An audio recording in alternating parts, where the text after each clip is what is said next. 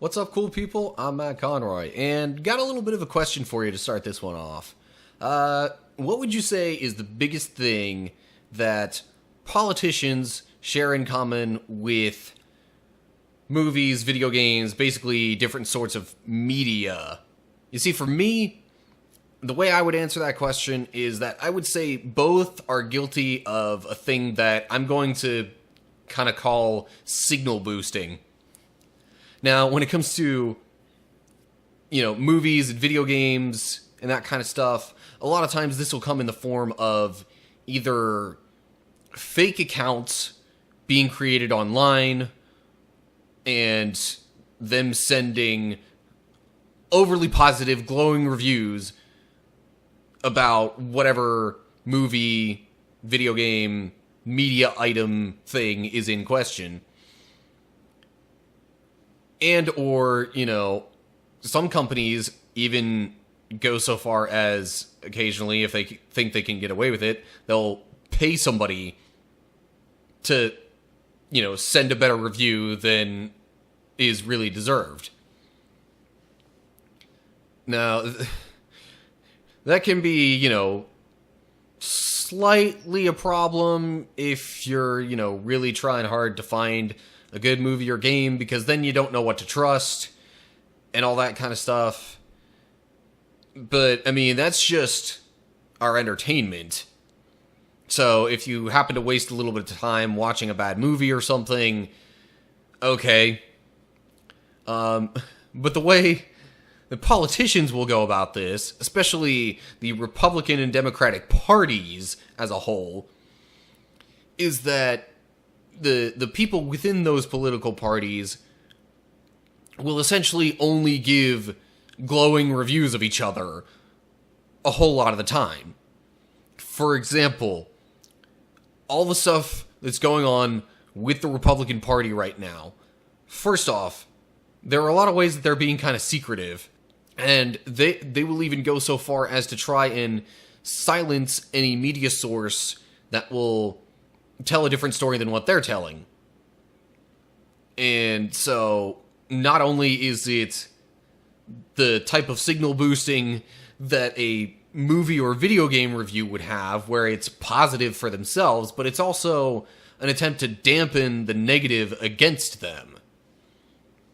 And I'm just using the Republican Party as the current example because it's the most obvious one to me and the most current and relevant one when it comes to politics. But really, I think both parties are particularly bad at doing this kind of thing, because nowadays, even just look at campaign advertisements that you'll see on TV. Like 75% of the time spent on those is spent not promoting one particular candidate, but rather bashing the opposing candidate from the other political party. Sometimes it's within the same party if you're still in the primary phase, but, a lot of times it's far more of a factor once you get to, okay, you've got this Republican nominee and this Democratic nominee, and they're up against each other, and it's smear campaigns all over the place, with hardly any information on the actual candidate who they're trying to promote. So, not only is it, it's not even really focused on what it's supposed to be focused on, it's giving us very little information because it's focusing on the few bad things about the other candidate rather than what should be the many multiple good things about the candidate you're trying to get in office. So we collectively, as a whole, end up knowing very little about our political candidates unless we do a bunch of research. And, then, once again, like I said, there's all the misinformation and all this positivity within a certain political party. Like, I think the main problem the Republican Party has right now is the fact that it's not willing to stand up to Donald Trump because he is their front person, being the president of the United States and all. He's the one that's kind of representative, supposedly, of the Republican Party. So if they say anything bad against him, they're essentially making themselves look worse. Or that's, how the thought process goes. And so, rather than doing anything that would run contrary to whatever Donald Trump does, the Republican Party decides, okay, let's just try and spin this in a way that we can make it look good. And then even at the moments when they're actually, so angered, offended, whatever, by something that Donald Trump does, they come out with some sort of press release that says, we don't agree with this, we're not going to stand for it, but it winds up being all talk and very little, if any, action. And so they'll do that just to make themselves look better, like they're actually, trying to look out for the best interest of the country, when really they're just trying to protect themselves and, have it so not everybody, other than the minor portion of the population that agrees 100% completely with Donald Trump, blindly, they're just making it so not everybody else is totally against the Republican Party. I can understand wanting to look good, but, dude, really? Why does there have to be so much dishonesty? It's like politics has just become another form of business, where all you're doing is wanting to make your business look good, promote your business so your business will do well, and then, you can bring in a greater profit. It's almost like the politicians are doing something similar, where they're saying, okay, let's make ourselves look as good as possible, no matter what it takes, so that we can keep doing more of the stuff that we want to do, and then we'll be able to keep that rolling right along and get to more of our agenda. And I don't know.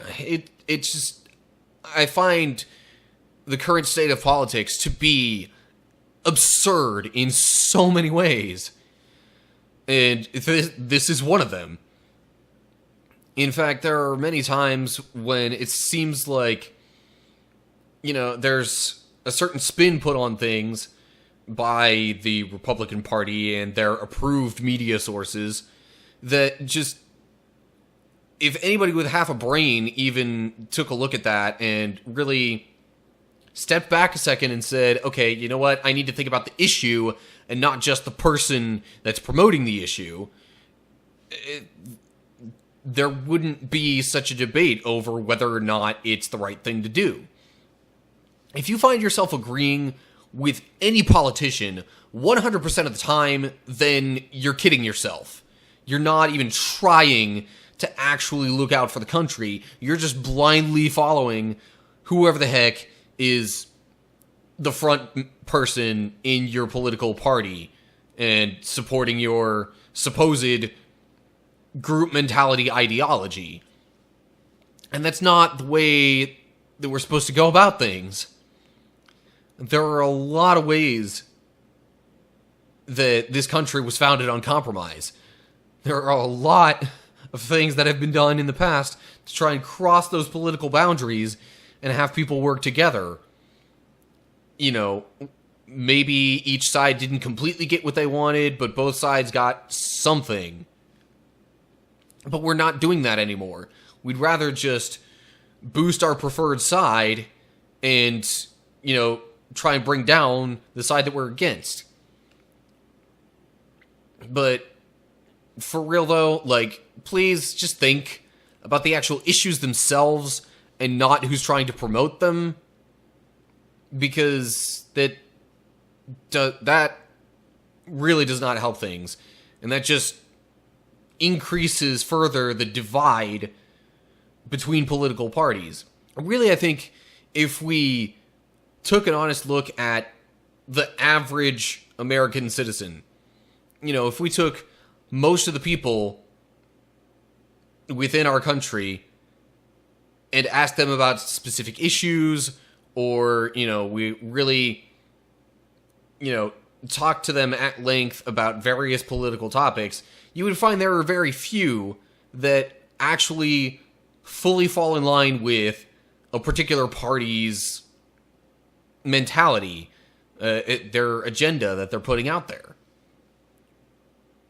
But again, this whole signal boosting kind of thing that's going on makes it seem like if you're not for us, you're against us, and so if you want to go with our political party, you have to agree with everything that we're doing and make us look as good as possible and promote us any way you can.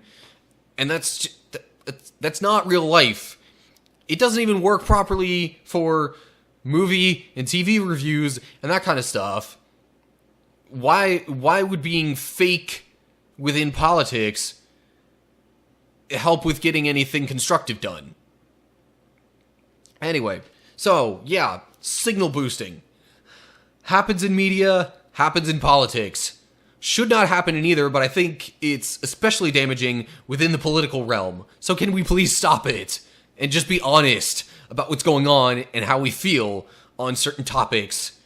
And, not just blindly say that we agree with somebody because they're from our particular political party that we're promoting. No. Just because somebody else within your group looks bad, that doesn't inherently make you look bad all the time. So, yeah.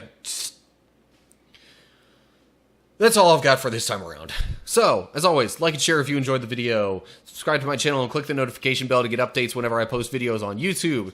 Make sure you follow me on Facebook, Twitter, Instagram. Information on that is going to be down in the description below the video.